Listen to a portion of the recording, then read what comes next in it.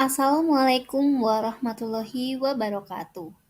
Perkenalkan, nama saya Sarifah Fadilah, mahasiswa PPG Prajabatan Matematika Gelombang 1 tahun 2023, Universitas Veteran Bangun Nusantara Sukoharjo. Di sini saya akan melakukan kampanye praktik baik penerapan scaffolding pada Zone of Proximal Development atau ZPD peserta didik dalam pembelajaran matematika di kelas 11D SMA Negeri 1 Muter. Ini dilakukan untuk memenuhi ujian akhir semester perspektif sosiokultural dalam pendidikan. Penerapan scaffolding pada Zone of Proximal Development atau ZPD pada peserta didik ini dilakukan di kelas 11D SMA Negeri 1 Muter, tempat saya melaksanakan PPL 1. Penerapan scaffolding pada ZPD ini dilakukan untuk memenuhi kebutuhan belajar matematika peserta didik di kelas 11D. Intervensi terkait penerapan scaffolding pada ZPD. Scaffolding adalah bantuan atau support kepada seseorang anak dari seseorang yang lebih dewasa atau lebih kompeten dengan maksud agar si anak mampu untuk mengerjakan tugas-tugas atau soal-soal yang lebih tinggi tingkat kerumitannya daripada tingkat perkembangan kognitif yang aktual dari anak yang bersangkutan.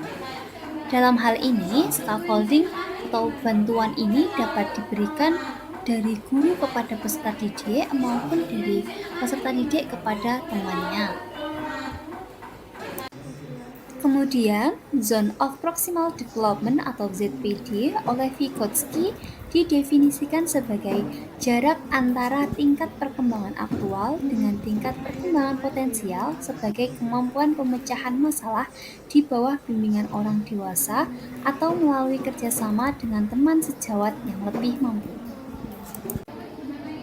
Penerapan scaffolding pada ZPD di kelas 11D pada materi garis singgung lingkaran menggunakan model pembelajaran Problem Based Learning atau PBL.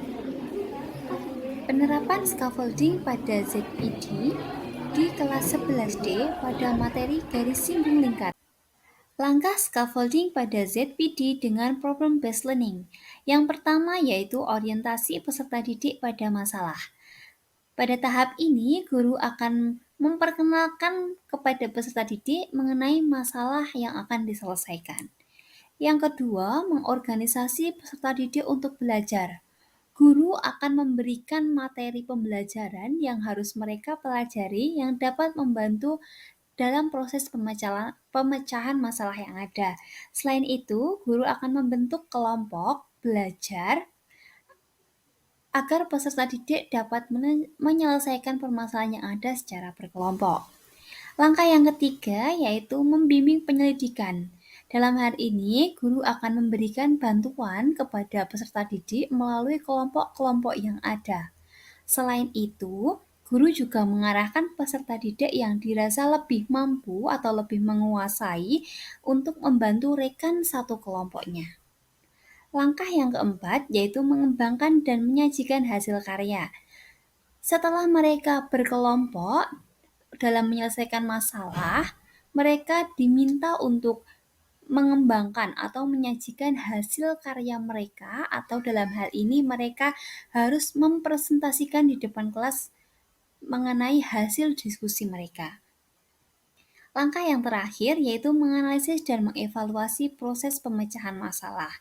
Pada tahap ini, guru akan mengajak peserta didik untuk mengevaluasi proses belajar mereka, baik ketika mereka belajar mandiri maupun mereka belajar bersama kelompoknya.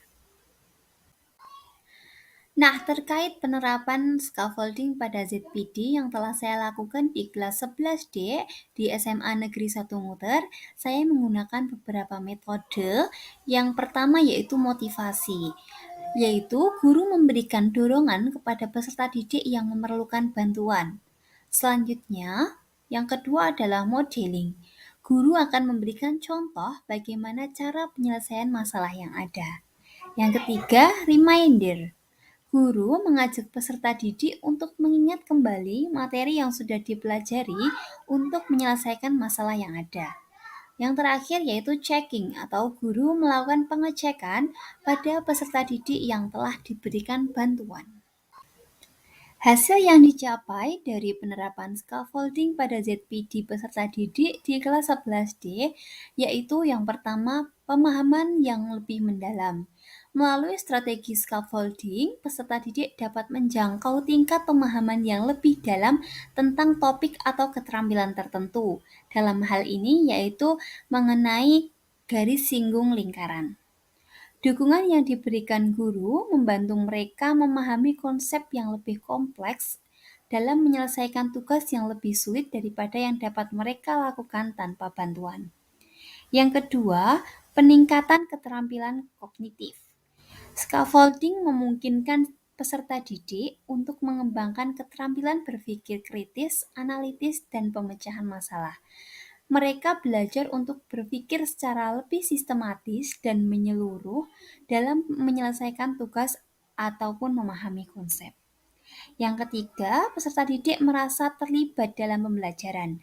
Dalam hal ini, peserta didik terlibat aktif dalam proses pembelajaran. Yang keempat, bertambahnya keterampilan sosial peserta didik. Ketika peserta didik bekerja dalam kelompok, mereka belajar untuk berkolaborasi, berbagi ide, dan bekerja sama dalam mencapai tujuan pembelajaran. Hal ini dapat mengembangkan keterampilan sosial mereka serta memperluas pemahaman mereka melalui interaksi dengan teman sebaya. Yang kelima, peningkatan kemampuan belajar mandiri peserta didik. Dukungan yang diberikan secara bertahap memungkinkan siswa atau peserta didik untuk memperoleh kepercayaan diri yang lebih besar dalam mengatasi tugas atau menyelesaikan masalah. Hal ini dapat meningkatkan motivasi mereka untuk belajar dan mengembangkan rasa percaya diri mereka, sehingga kemampuan belajar mandiri peserta didik akan semakin meningkat. Selanjutnya mengenai pembelajaran dan replikasi penerapan scaffolding pada ZPD di kelas 11D. Pembelajaran yang dapat diambil setelah menerapkan scaffolding pada ZPD di kelas 11D, yang pertama, pemahaman tentang kebutuhan individu peserta didik. Dengan menerapkan scaffolding pada ZPD ini, guru belajar untuk mengenali tingkat keterampilan, pengetahuan, dan kebutuhan peserta didik secara lebih mendalam. Yang kedua, pentingnya dukungan terstruktur.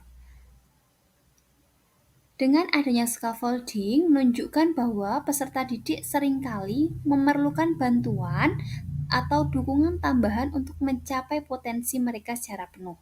Hal ini menyoroti pentingnya pendekatan pembelajaran yang terstruktur dan mendukung bagi setiap peserta didik.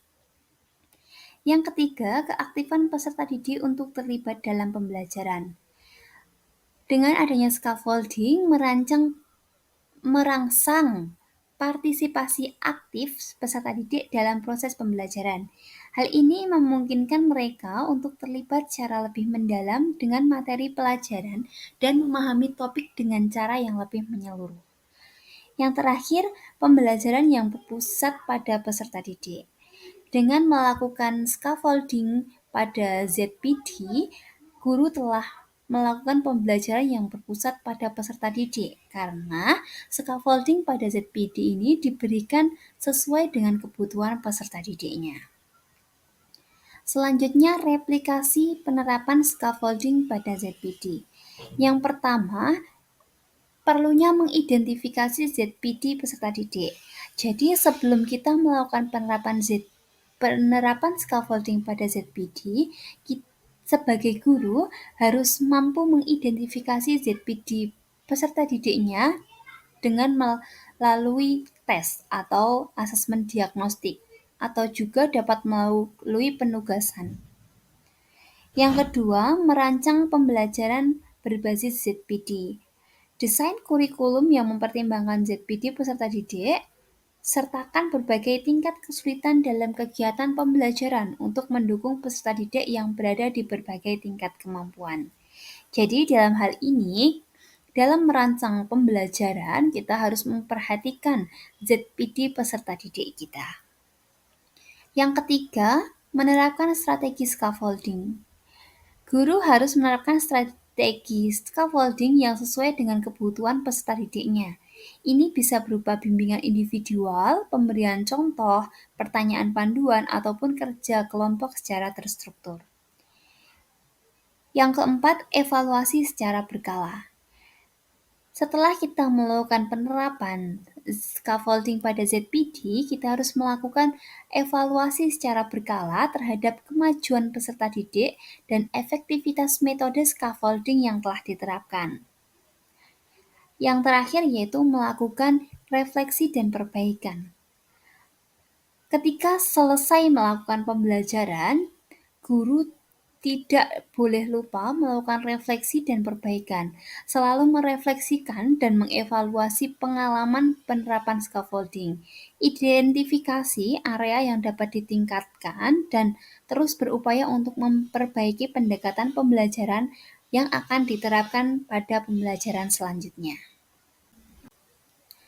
Sekian kampanye praktik baik mengenai penerapan scaffolding pada ZPD di kelas 11D SMA Negeri 1 Muter yang telah saya lakukan. Semoga bermanfaat. Apabila ada salah kata, saya mohon maaf. Wabillahi taufik wal hidayah. Wassalamualaikum warahmatullahi wabarakatuh.